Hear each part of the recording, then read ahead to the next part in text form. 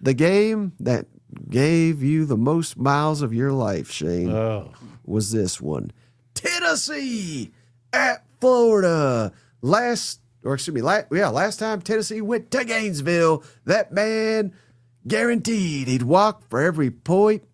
Florida beat him. He ended up doing, 17 miles, something crazy like that. So will it be a different story this time? We'll see. Tennessee favored. Oh, buddy, it's always dangerous when I say this sentence, Shane. Tennessee favored to beat Florida in the swamp. Good night. Haven't won here since 2003. Vols favored by 3.5. Over under 57.5 total points. 7:30 Eastern, 6:30 Central, nationally televised on ABC. And be 100% honest with us, Shane. 100% honest. I mean, this has got noon game written all over it. Yeah. When the SEC came out and said, guess what? We're putting it in the swamp at night, nationally televised. We're going to honor Urban Meyer. I mean, how more nervous did you get for this one? Very. I'm always nervous. I'm always nervous in this game, Mike, because when was the last time? I think I was 20-something years old. 2003. Yeah. I mean, it's been, golly, man, it's been a long time. You know what I'm saying? I was getting carded back in the day. So last time this one happened. There's been a lot of really good Tennessee teams that's gone to the swamp. There's been some really bad teams that have been sitting at the swamp. Yet we keep getting the same stupid results. And, Mike, I tell you, there's something about this game, right? I'm an old man, right? And I feel like this is where battered Vols syndrome originated, was playing the Florida Gators. There were many years we were supposed to win, but something happens, right? A backup quarterback, a new interim coach. I mean, this is just classic Tennessee losing to this shit team. I'm telling you. And I'm looking at this injury report, man. They got Trey Wilson's out. Gone. Dallas, gone. I don't know if what's the other guy, PB3 or whatever they call him, I feel like he's probably out. They ain't got nobody to throw it to. You know what I'm saying? There's no reason the Tennessee Vols should lose to the Florida Gators. I think this game comes down to one thing: turnovers. And I worry because Aguilar hasn't been playing like Aguilar weeks 1 through 4, right? And I worry a little bit because when you're in the swamp, it's very unforgiving when you have those turnovers. But it helps. Oh, Mike, it helps. When Florida has a shitty offense, though, doesn't it? Give me an upset, Mike. I'm saying upset. Even though we're favored, we're not supposed to win this game. Lock of the week, Tennessee Vols 35, Florida Gators 20. Y'all getting your ass whooped. What's it for all? Damn, lock of the week. Lock it down, baby. You got to be confident, right? You just got to go. No, you don't. Yeah, it's like when I tee up a golf ball and there's a body of water in front of me, I was like, I could go get a swamp ball or I can hit this nice Callaway I found 3 days ago. I hit it because I know I'm going to get over that water. That's exactly what we're doing today, Mike. Hey, you know what? What else we're doing, Shane? What's that? We're shouting out Cousin Rick. Big Cousin Rick. It's Texas A&M's biggest fan. Cousin Rick. Gig 'em, Aggies. Thank you, Rick. Thanksgiving is the time to be thankful for your blessings. I am thankful for Mike, Shane, and all the cousins, even the Longhorns. I hope each of the cousins have a wonderful Thanksgiving. Same to you, Rick. Thank you, Rick. You so much. You too, cuz. Heck yeah. I've been thinking about it. I saw somebody comment, said, don't forget, frozen turkey needs to come out of the freezer Saturday. For those that cook at home, Mike. What's that? But will it be a good Thanksgiving for Cousin Shane? Please. Tennessee loses to Florida. Man, and they could double it up by losing a factor. Damn it. That's funny to think about. But, all right, so, you're right. Aguilar, 4 interceptions the last 2 games. Yeah. DJ Lagway, seemingly 4 interceptions every other game. So you really think Aguilar on the road, you're more confident he doesn't throw interceptions as opposed to Lagway at home? Well, I don't say that. I just feel like Florida's not a team that can capitalize on turnovers like maybe some of these other ones Tennessee's faced. I got you. And now we got Florida defensive lineman Caleb Banks, their best defensive lineman, Shane. Mm-hmm. Back in the lineup. He's been gone since, I think, like week 2. They saved him up for this game, Shane. Saved him up for this game. And if Tennessee can't run the football, I think it's going to be a long night for them Vols in the swamp, Shane. I think Jaden Ball, because Florida's so disappointing, hardly anybody pays attention to him. Yeah. Outside of Gainesville. And, man, I think he's one of the best running backs in the conference. I think he's going to have himself a day against old Tennessee. And I would be more confident in Florida if they actually, like you said, PB3. It's VB3, but PB3 sounds like a peanut butter, protein. So I just let that slide. But if he was in there, Trey Wilson, Dallas Wilson, if they had all these guys, I think this could be a long, long night for Tennessee because they can't cover anybody. But the Gators are so banged up, you got to wonder if they can even take advantage of that. Yeah. Tennessee playing their defense. But one guy you didn't mention, and we don't have to go down a deep rabbit hole here on old Boo Carter, but is there a chance, Shane, with him gone, maybe the defense plays a lot better, or maybe the whole team plays better because it's almost like you remove someone that probably shouldn't have been there the whole time. Yeah, I think it will help. I mean, obviously, sounds like he was a little bit of cancer in the locker room anyway. Right. But again, he didn't play any, I don't think, since Oklahoma. I mean, he was punt return and stuff. So should be a huge deal. But I did see some of these young kids starting to play a little bit better. So, yeah, absolutely. I think it could help. Okay. Because that's another thing that kind of went into my prediction. Yeah. I think they could be better. Shane. I think the tight end being out kind of sucks, though. Yeah. No, that's huge. But Shane, I mean, you got a really bad read on Florida too. It seems like. No, seems like 1 week the weeks you count against them, they win. Seems like the weeks you say they're going to pull off an impossible upset, they get embarrassed mightily. Yeah. Well, you just locked them up, didn't you, Shane? Yeah. Lock it. I think you may have locked up the wrong team. Given the history of this matchup, Shane, Florida at home, swamp. At night, Tennessee, House of Horrors. Give me Florida. 28, Tennessee. 27, Honda Morristown. Honda, they screwed it up. They put the wrong team on the bottom. Florida by 1. Remember, we're brought to you by Tennessee Legend. May need some of that Saturday night, Mike, and I probably will, right? There's been a lot of heartbreak, a lot of upset. There's nothing like losing to a team that you should win, right? And we've been saying that for 20 years, and you're probably right. Odds are you're right, but you're probably wrong this year. I'm just a little concerned Tennessee's massively overrated. Is that possible? Not massively, but potentially barely overrated. Yeah. How about that? Yeah. You said, so you got Tennessee losing. Yeah. Right? Yeah, losing outright.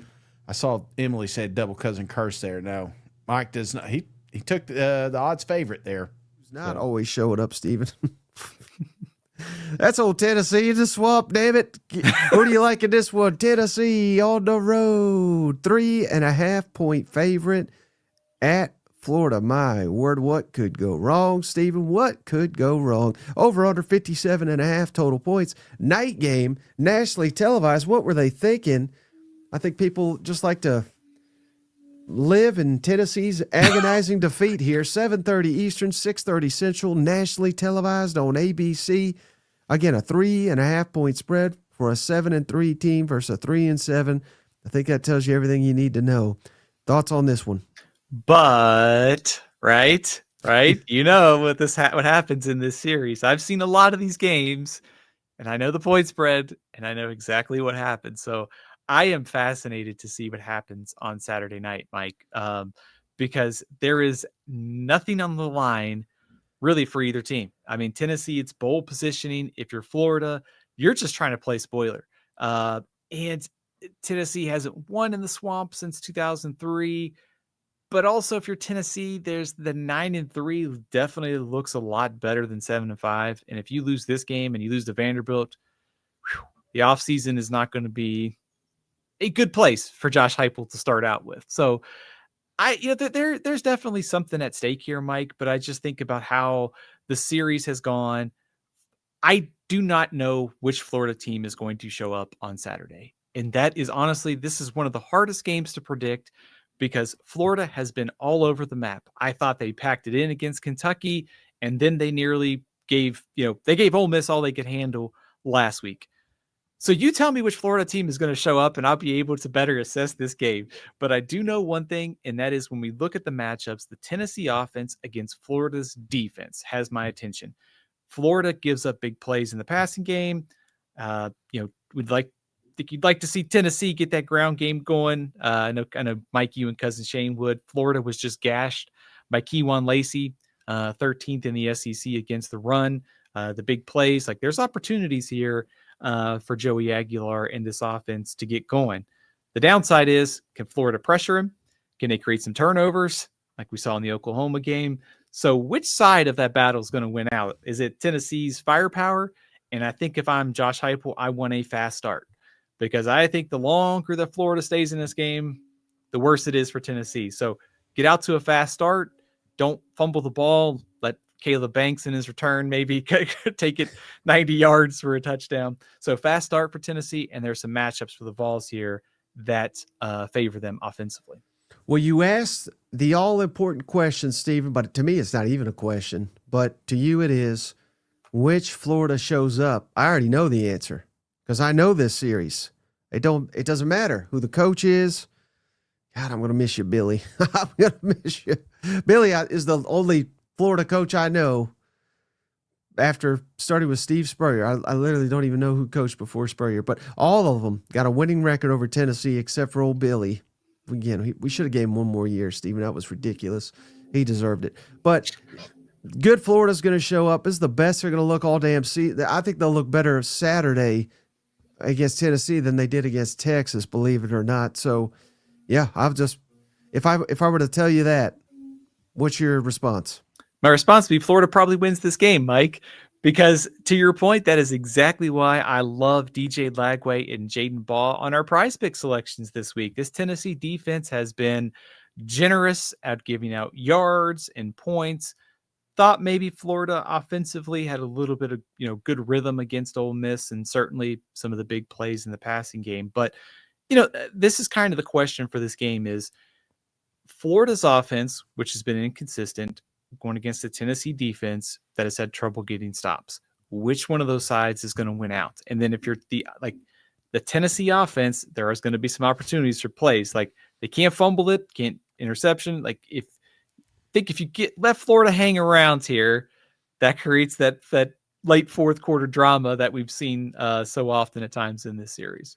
Well, I can just promise you, Steven, there's going to be drop passes, there's going to be fumbles, there's going to be special teams errors, there's going to be missed field goals, there's going to be bad punts.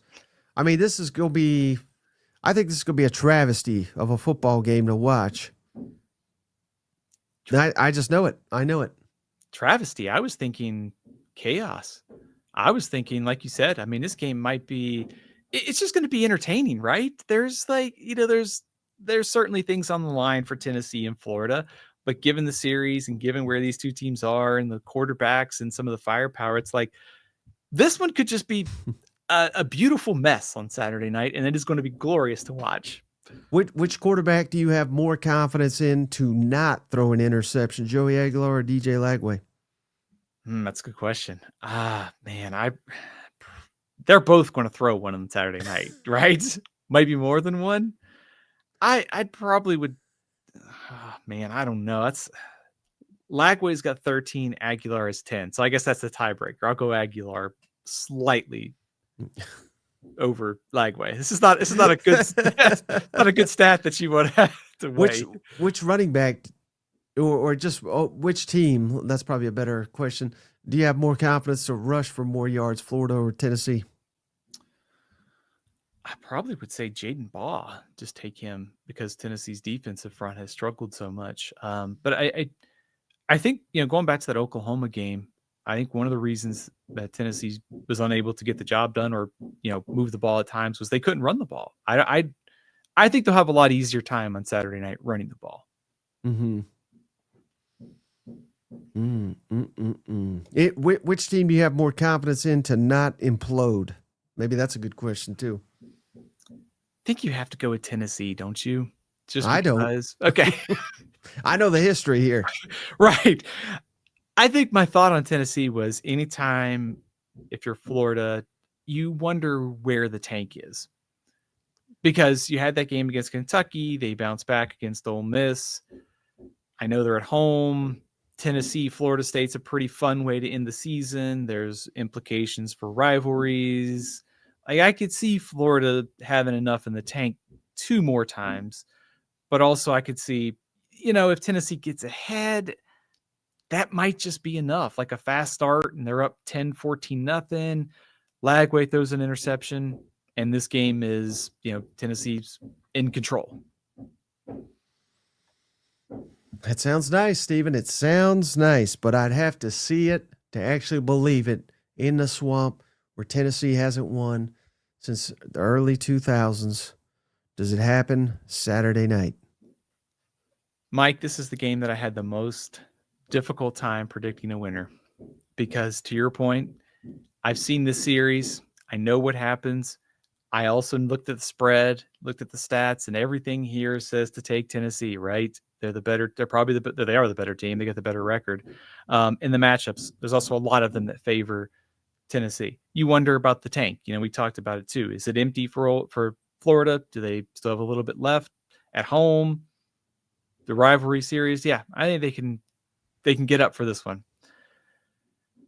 I do not know what to expect out of Florida, and that's kind of why, knowing the series, not knowing what to expect out of Florida, I had to go Tennessee. 31-30. 31-30, yeah. At the buzzer, Tennessee.